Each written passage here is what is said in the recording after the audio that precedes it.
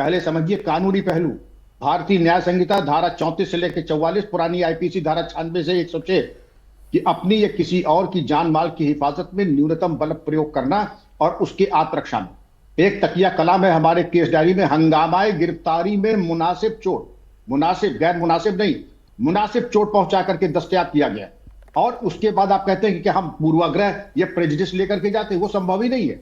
और अब रही बात, अगर आपको हमसे पीड़ा है, चाहे असद वाले एनकाउंटर में किसी में, आपका ये अख्तियार है जाके हमारे खिलाफ हत्या मुकदमा लिखा दें, जिसकी विवेचना किसी और थाने से होगी, मैजिस्ट्रियल जांच होगी, तफ्तीश होगी, जुडिशियल स्क्रूटनी होगी।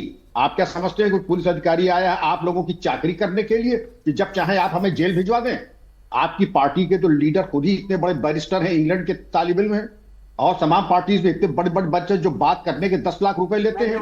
आपके लिए तो 1 मिनट का काम है कि हमें जेल भिजवा दें, वो आप कर नहीं रहे हैं। और इस तरह की बातें मैं ये मानने को शोएब साहब तैयार नहीं कि आप इतने मासूम हैं कि ये बातें आपको समझ में नहीं आ रही, लेकिन चूंकि आपने मन बना लिया है कि आप हमारे ऊपर आरोप प्रत्यारोप लगा। अरे पहले रुक जाए शोएब जी, सुन लें। शोएब साहब, हमने बड़े धीरज से आपको सुना है और चाहूंगा, हम जब जाते हैं तो हम ये भी नहीं जानते कि हमारी लाश आएगी या बदमाश की लाश आएगी।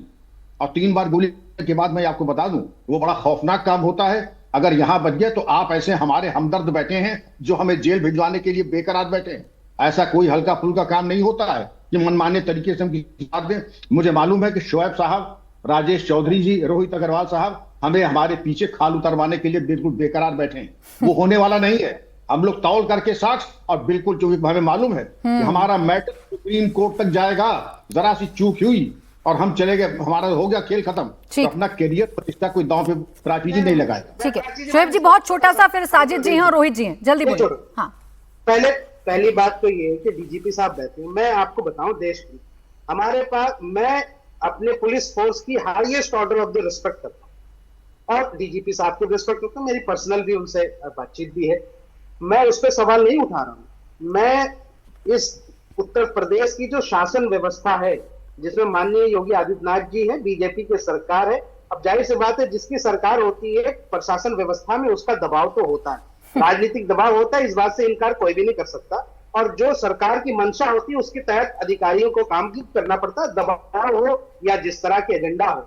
ये सवाल सिर्फ हम सरकार पे उठा रहे हैं, सरकार की मंशा पे, कि किस नियत से इनकाउंटर्स होते हैं, क्या राजनीतिक मैसेज दिए जाते हैं, संदेश दिए जाते हैं। मुझे नियत नापने का कोई विशेष यंत्र आपके पास है शोएब जमई जी, तो वो हमें भी दीजिएगा, हम भी नियत नापे बैठ कर कि किसकी क्या नियत है। क्योंकि मुझे तो जहां तक जानकारी है, जो आंकड़े आते हैं उसके आधार पर सरकार का आंकलन किया जाता है। अब नियत आप एक विशेष यंत्र से नापते होंगे तो सर आपको मुबारक है, आपको मुबारक है। मुझे इस लिस्ट में बबलू भी नजर आ रहा है, तो मुझे इस लिस्ट में खान भी नजर आ रहा है, मुझे इस लिस्ट में पासी भी नजर आ रहा है, तो मुझे इस लिस्ट में यादव भी नजर आ रहा है और शर्मा भी नजर आ रहा है। अब रुक जाए थोड़ा, साजिद रशीदी जी, फिर विक्रम जी आ रही हूं आपके पास फौरन। साजिद रशीदी जी, ये बहस क्यों है? अपराधी को क्या सिर्फ ये देखकर छोड़ देना चाहिए कि विशेष धर्म और जाति का है? नहीं, ऐसा नहीं है। देखिए, मैं एक वीडियो दिखा रहा हूं आपको। गंदे कमेंट कर रहा है सर। ये मुजरिम अपनी जबान से कह रहा है कि ये जो सत्य नाम का लड़का है, इसने मेरी बहन को गंदे गंदे कमेंट्स किए। ये उसका अपना बयान है। अगर किसी की भी बहन को कोई आदमी गंदे कमेंट्स करेगा उसके सामने, तो आप मुझे बताइए भाई, आपा खोएगा कि नहीं खोएगा? ये तो तय है। मैं जस्टिफाई नहीं कर रहा हूं उसकी हत्या को। नहीं, मार देगा। बिल्कुल जस्टिफाई नहीं कर रहा हूं। मार देगा? नहीं, मैं कह रहा हूं जस्टिफाई नहीं कर रहा हूं। सर, जस्टिफाई ही किया आपने। सुनिए ना मेरी अल्फाज को, सुनिए। पहले उसके कमेंट दिखाकर आपने उसे जस्टिफाई किया। 1 मिनट तो बोलने दीजिए। बोले। मैं ये कह रहा हूं कि जब मुजरिम ने राजेश भाई, अरे राजेश भाई सुनो यार, मैं 20 मिनट से सुन रहा हूँ सबको। अच्छा रुक जाए राजेश भाई, मैं 20 मिनट से सुन रहा हूँ सबको। सुनिए, 1 मिनट तो सुनिए, धैर्य रखिए। आप तो सरकार में हैं, आपको तो और सुनना चाहिए। हाँ, सुनिए। मैं ये कह रहा हूँ कि जैसे उस मुजरिम ने जब उसको पकड़ा, असद को, उसने कहा कि भाई हत्या की वजह ये है, तो उस वजह पर जांच क्यों नहीं हुई? सबसे बड़ी वजह ये है। वजह क्यों जांच नहीं हुई? नहीं साजिद जी, मेरी वजह कोई भी होगी, वजह कोई भी होगी साजिद जी। क्या आपको या देश के किसी भी नागरिक को यह अधिकार है कि वो अगर ट्रिगर हो रहा है या उसके साथ ज्यादती भी हो रही है तो वो कानून अपने हाथ में ले ले? बताए ना कितनी पुलिस कंप्लेंट मुझे सिर्फ आपको एक तो बात इस का आप मसले के जवाब- बारे में पूरा नहीं, पता नहीं, है, मुजरिम के साथ क्या हुआ, मुजरिम का परिवार कितना विक्टिम है, आपको सब पता है। बताए कितनी दिक्कत ये पुलिस आप कंप्लेंट सुनेंगी की नहीं, है। दिक्कत ये आप सुनेंगी नहीं। नहीं, आप सुनाए ना। जब आप सुनेंगी नहीं आप तो सुनाएं। निष्कर्ष कुछ निकलेगा आप नहीं। सुनाएं सर, मैं लेकिन सुना आप तो रहा हूं, किसी लेकिन अपराध आपने को 3 बार जस्टिफाई टोक ना दिया। करें। आपने 3 बार अपराध टोक को दिया। जस्टिफाई ना करें। मैं जस्टिफाई नहीं कर रहा हूं, आपने किया। मैं नहीं कर रहा हूं।